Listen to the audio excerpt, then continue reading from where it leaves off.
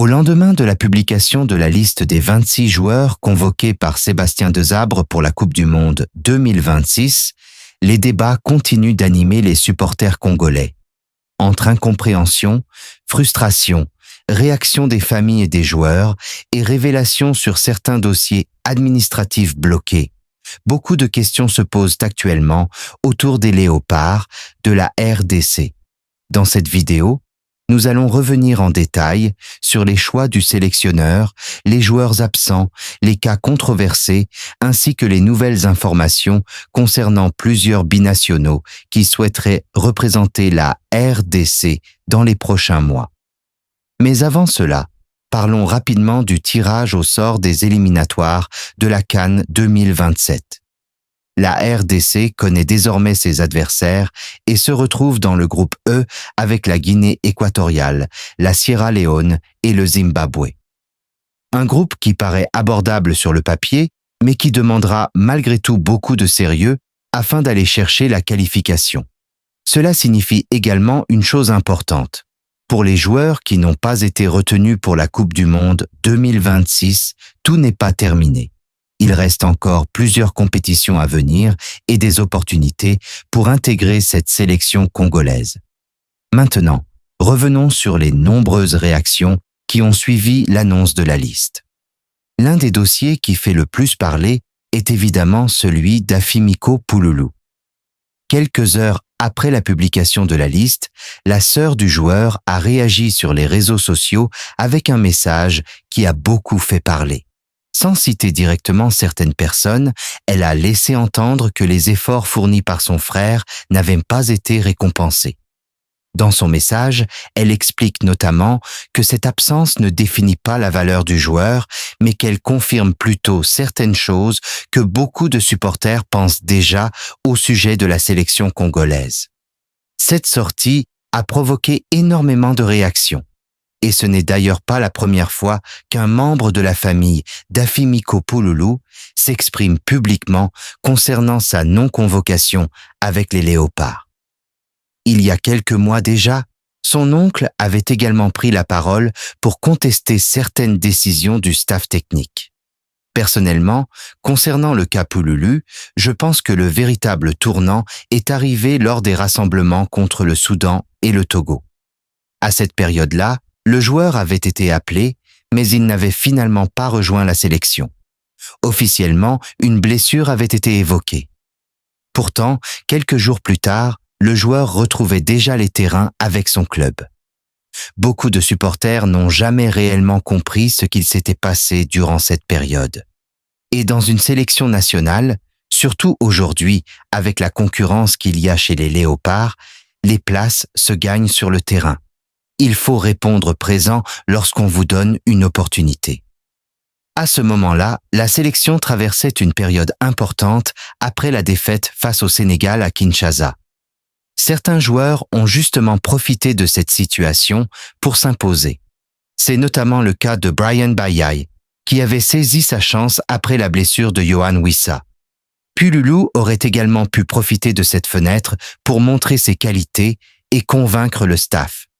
Malheureusement, il a préféré rester avec son club plutôt que de venir en sélection. Certaines rumeurs parlaient aussi, à cette période, d'un intérêt de l'Angola pour récupérer le joueur. Aujourd'hui, on se retrouve donc dans une situation compliquée où une partie des supporters regrette son absence, tandis que d'autres estiment qu'il a lui-même laissé passer sa chance. Mais il faut rappeler une chose importante. Rien n'est terminé pour lui. La Coupe du Monde n'est pas la seule compétition. Il y aura encore la CAN 2027, les éliminatoires et plusieurs rassemblements à venir. Le football africain demande énormément de caractère.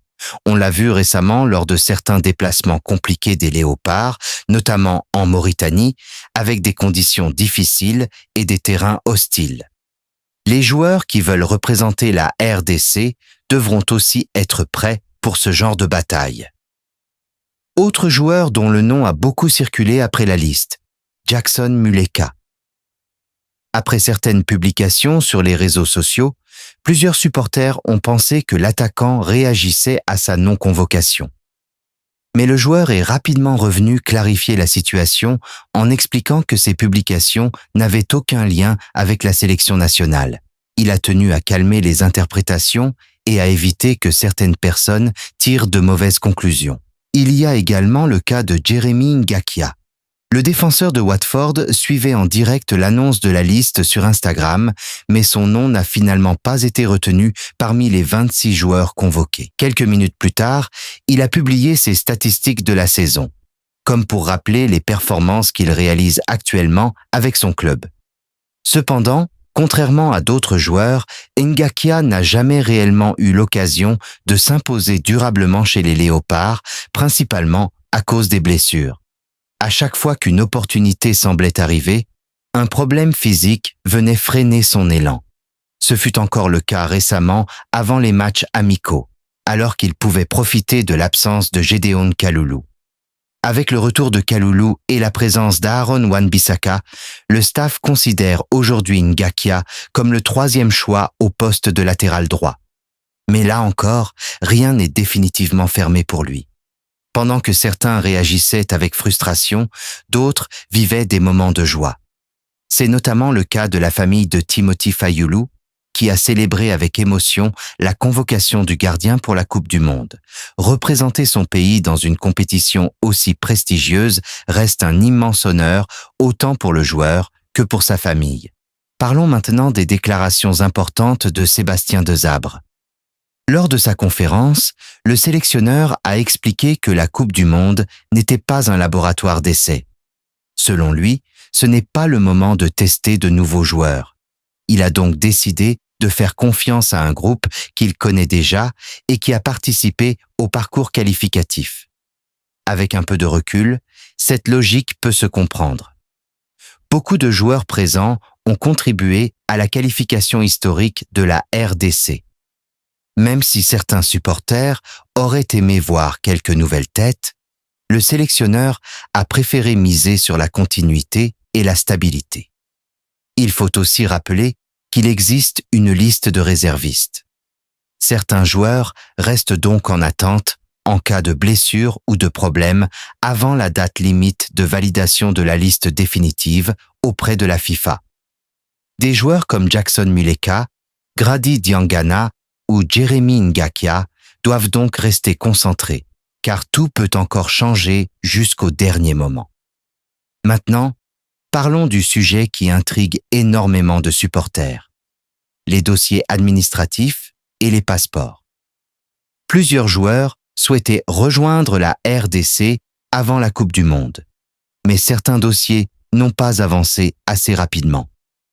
Avant qu'un joueur soit présélectionné, il doit être éligible au niveau administratif auprès de la FIFA. Et dans certains cas, les procédures prennent énormément de temps. Par exemple, plusieurs sources indiquent qu'Azor Matusiwa aurait lui-même contacté le staff des Léopards afin d'exprimer sa volonté de représenter la RDC, mais seulement après la Coupe du Monde. Le joueur souhaiterait rejoindre la sélection lors du prochain cycle, à partir des éliminatoires de la CAN 2027. Même situation pour Stephy Mavididi, qui voudrait éviter d'être considéré comme un opportuniste arrivant juste avant une Coupe du Monde.